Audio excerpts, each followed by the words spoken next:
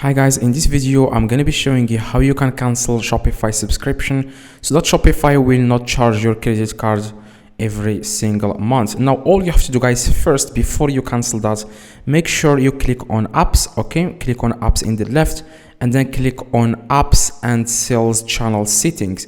Now the reason why you have to do this, I just want you guys to make sure that you are not paying for any app right now. Now if you are paying for any app, you have to cancel the subscription, otherwise it's going to keep charging your credit card, and that's not what you want to do guys.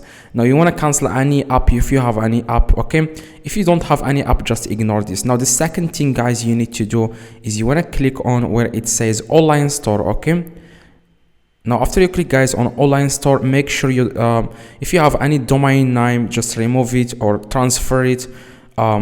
It's up to you guys to do what you want. Now if you have any domain name, if you don't have it, now just follow these simple steps and you will be able to cancel Shopify subscription.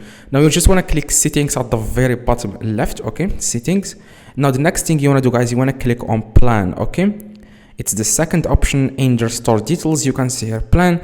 Now as you can see at the very bottom, it says here deactivate trial, choose plan. The reason why it says for me here deactivate trial is because I am not paying for Shopify right now, but for you it will say something else. It will say something like deactivate subscription or delete store or anything like that. Now you just want to click on that. Okay, click on that red box or this small box that says here for me delete trial. For you it will say something else. You just have to click on it, and here you have to give the reason why you are canceling the subscription. Okay, you want to give a reason. For example, I was just testing Shopify out, and then you want to click continue, and here you have to enter your password. And that's exactly guys how you can cancel Shopify subscription easily. If this video guys helped you, please drop a like, subscribe, let me know in the comments if this works. See you guys in the next video.